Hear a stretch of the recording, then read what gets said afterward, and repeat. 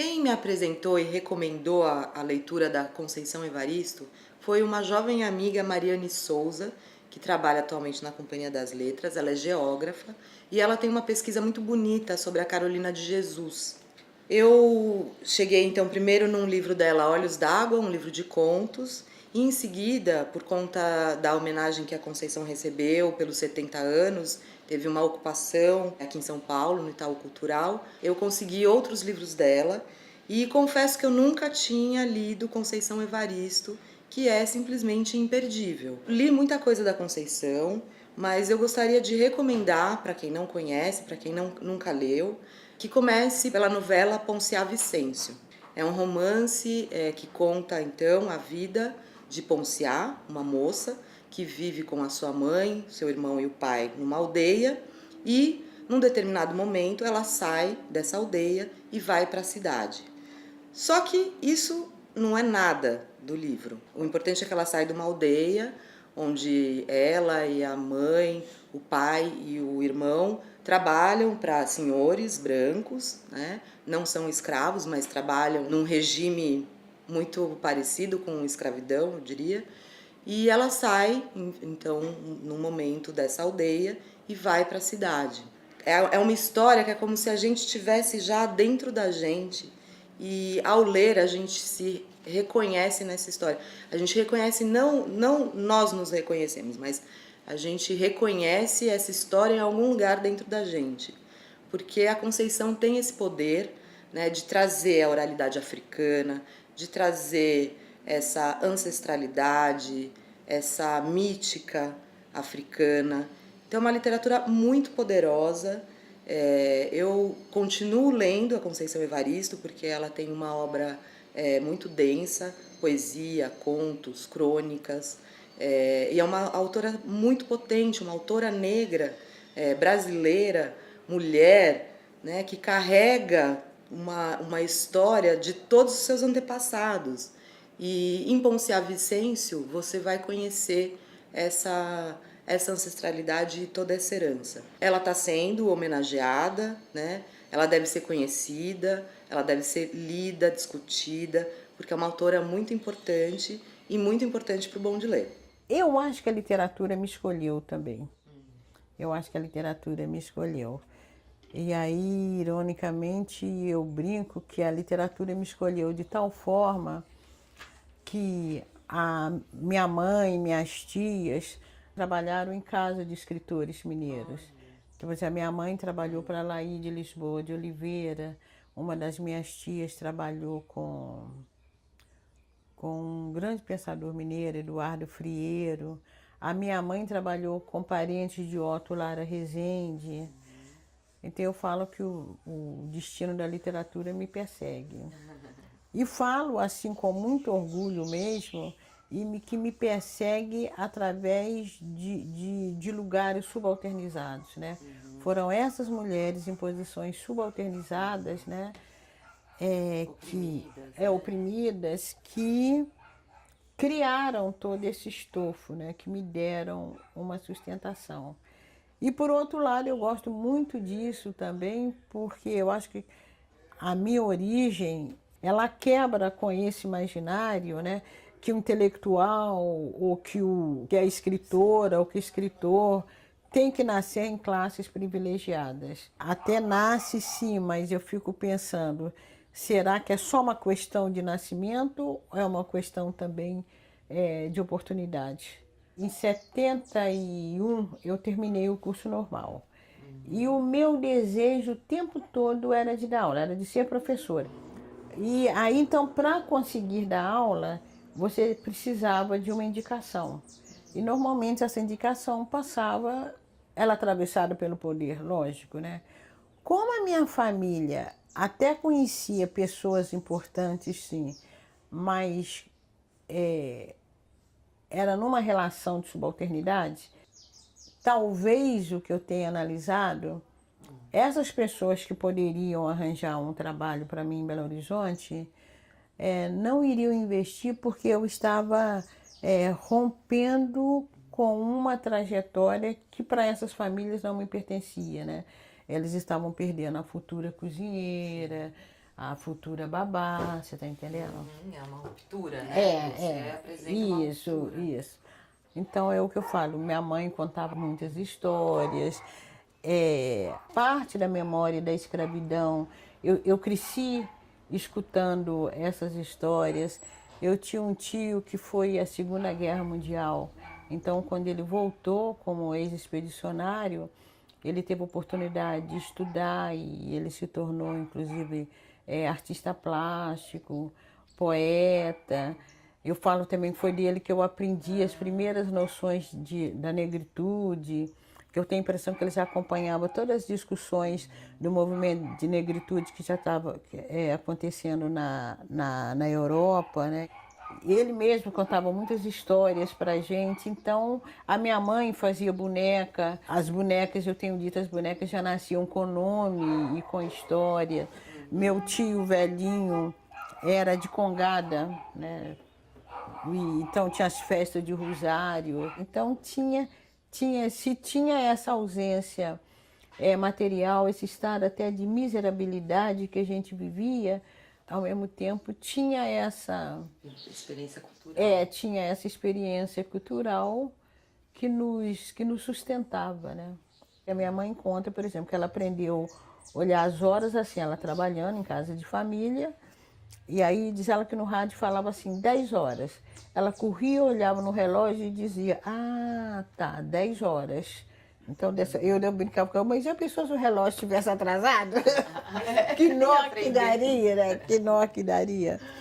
E a minha tia também aprende a ler nesse processo. Apesar delas serem mulheres que tiveram pouco acesso a livros, o livro despertava uma curiosidade. Eu não sei se vocês observaram, às vezes a gente passa no meio da rua, população de rua, você observa, às vezes alguns estão escrevendo, sim, outros estão com o livro folheando.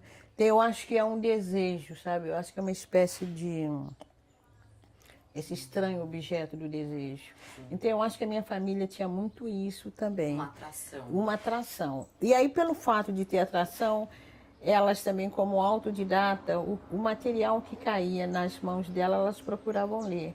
Por exemplo, eu sei episódios das histórias de Minas Gerais, por exemplo, as histórias dos bandeirantes, a procura de turmalinas, né?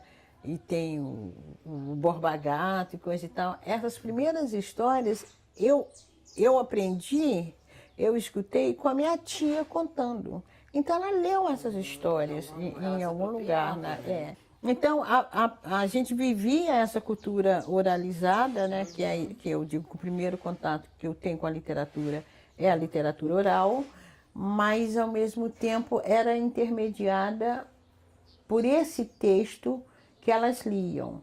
Aí eu tinha uma tia que trabalhava na biblioteca pública. E aí, nesse momento é que eu digo, eu ganhei uma biblioteca inteira. Entende? Muito antes dessa adolescência, eu passo como frequentadora assídua dessa biblioteca. Como ela era na Praça da Liberdade, então muitas vezes eu pegava o livro, vinha para a Praça da Liberdade, ficava sentada no banco da Praça da Liberdade. O meu desejo pela leitura era tanto que eu lia, eu fico, gente, eu acho que eu não tinha fome, porque eu não me recordo se eu levava merenda. Dinheiro eu não tinha para comer no meio da rua, isso eu tinha certeza. E eu ficava ali, lia o livro ali, voltava, pegava outro para levar e ler, né? Mas, Conceição, lendo seus livros, eu me deparo assim com uma sensibilidade sua de se apropriar um pouco das vozes, né, de outras mulheres. Eu vejo que você toma um pouco esse lugar, assim, um pouco como se fosse uma porta-voz. Mas eu vejo assim o seu trabalho com a linguagem, o seu trabalho literário, muito mais forte do que essa presença do real. Queria que você comentasse isso.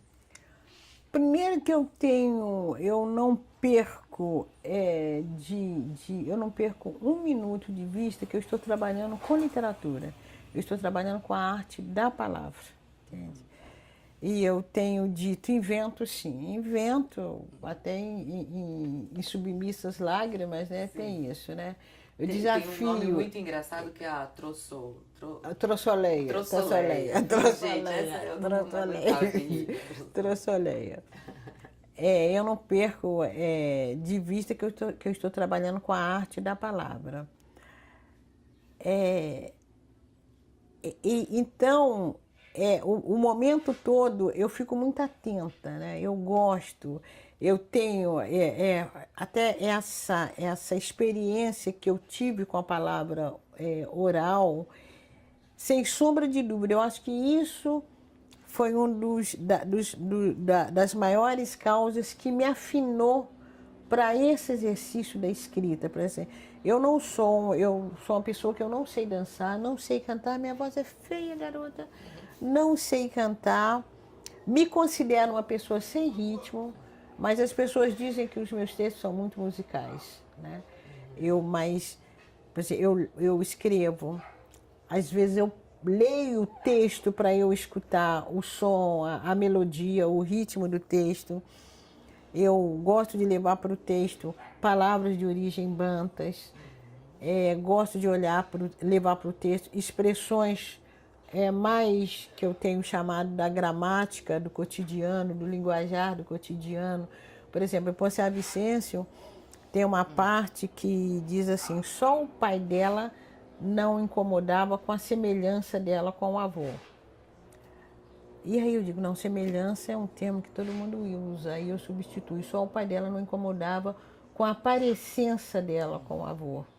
Então, quer dizer, são também expressões que eu trago muito de dentro da família, do dialeto mineiro. E a questão de inventar, eu tenho dito também, eu quero escrever a ficção como se eu estivesse escrevendo a realidade, entende? E acho que o escritor, ele pode ser um grande mentiroso, contanto que ele pegue justamente a matéria da vida, né? A matéria do dia a dia, a matéria dessa suposta verdade, porque quando você olha também a sua interpretação você não pode tomar como verdade, porque tem a interpretação do outro, né? Mas você pode tomar essa suposta verdade que desenrola diante dos seus olhos e ficcionalizar em cima dela. Então, mas é isso que eu falo. O sumo das histórias realmente eu colho do cotidiano, da vida mesmo, entende? Que são as escrevivências. Que são as escrevivências. Então, você tem esse compromisso com a realidade? Hoje eu até não diria que é assim, um compromisso em termos de dever. Eu diria que é em termos de prazer, entende? É observar a vida, observar as pessoas, ficar assuntando, como diz mineiro. E que eu falo, acho que o escritor ele é um grande fofoqueiro, né? Porque ele adora ficar prestando atenção na vida dos outros, né? A única diferença é que eu até conto o que o outro me contou, mas aí Você muda. Então, esse assuntar a vida, e hoje, cada vez mais, a própria idade me sossega mais, me limita mais até em termos de movimento. Então, cada vez mais, eu acho que a gente vai se tornando mais contemplativa, mais observadora. E depois você transformar isso em literatura, é muito bom. Entende? É muito bom. Até tem um ensaio meu que eu digo muito. Eu acho que... E Maria Nova, né, de Becos da Memória, é muita história para você guardar sozinha. Então, se você tem que encontrar, despachar, justamente, você tem que despachar. Essa escrevivência não significa que eu tenha vivido exatamente aquilo, até porque eu teria que ser a Trossoleia, teria que ser a Natalina, quantos filhos Natalina teve, mas são histórias que estão muito mais próximas de mim enquanto histórias que eu conheço. Quer dizer, a minha possibilidade de criação é muito, além de ser muito maior, eu diria assim, há um acúmulo, em termos até de inconsciente coletivo, entende? Que vai aflorar na literatura. E aí o que eu quero dizer é o seguinte, não é que uma escritora que não tenha passado por essa experiência não possa inventar essa história. Ela pode inventar, entende? Agora, só que os lugares de fecundação dessa história nascem em lugares diferentes, né? Por exemplo, eu gosto muito de Mira Alves, que é uma escritora de São Paulo, né, que vende cadernos negros. Quando Mira Alves fala assim, por exemplo, assim, se nós temos de criar uma personagem que é doméstica, então, metaforicamente, uma outra escritora que não tenha nem de longe vivido essa situação, é como se ela chegasse ali na porta e olhasse para a empregada aqui dentro, observasse todos os sentimentos, todo o comportamento da empregada e fizesse um texto de lá. No nosso caso, é como se nós estivéssemos aqui, você está entendendo? Olhando ao contrário, olhando aquela que nos observa. Então, esse texto, ele nasce de lugares sociais, emocionais, diferentes. Outro dia, lá na ocupação, alguém me perguntava assim, como que a senhora se sente sendo uma escritora reconhecida? Como a senhora se sente quando a senhora sai daqui? Eu falei, quando eu saio daqui, eu sou vulnerável como qualquer uma mulher negra na sociedade brasileira. E aí é o que eu falo também. Quando eu digo que o meu texto é atravessado pela minha condição de mulher negra na sociedade brasileira, que seja um texto teórico, que seja uma poesia, que seja prosa, tudo que eu produzo é atravessado por uma subjetividade que é construída a partir do lugar que eu experimento de gênero e que eu experimento de raça e que eu experimento como pessoa oriunda das classes populares. Essa história de crise, essa história de dificuldade, essa história de interdição, é uma história que as classes subalternas conhecem de hoje, né? A crise para a gente não é nova. Novo para a gente foi a possibilidade de sair da crise, né? E que esses governos anteriores, que eram mais atentos às demandas populares, então nos apontou essa possibilidade. Nós tivemos um momento muito esperançoso. E aí eu gosto de pensar muito, e a Abdias Nascimento diz que as organizações afro-brasileiras, a gente tem uma herança, tem uma praxis quilombista, né, que ele vai chamar de quilombismo, que a gente acaba buscando, né, no coletivo, porque o coletivo é a nossa possibilidade de afirmação. Então, essa praxis quilombola, ela contaminou, né, uma praxis que a gente vê, né, que as populações subalternizadas vêm repetindo ao longo da história. E eu gosto muito também de pensar no paradigma do quilombo, porque quando o africano escravizado fugia para o quilombo, nada garantia para ele que ele estava livre. Ele tinha muito mais a esperança de ser livre do que a certeza, porque o quilombo ele era atacado toda hora. O ideal quilombola é um ideal muito mais de esperança, de resistência, de eterna vulnerabilidade, mas que é um ideal que não desiste, é o ideal também da teimosia, né? Da insistência, de não entregar os pontos, de correr os perigos. Essa é a praxis quilombista. Isso eu tomo como justamente o paradigma, né? O que o quilombo nos deixou aí como lição. Então, eu penso muito nesse momento na sociedade brasileira, nesse paradigma do quilombo. Essa praxis quilombola é que nos salva. Entende? É que nos salva. Terminamos agora a entrevista com a Conceição Evaristo, aqui no escritório dela, de frente para a Lagoa da Barra, aqui na cidade de Maricá, no Rio de Janeiro. Espero que vocês tenham gostado da nossa conversa e vamos ao próximo Bom de Ler.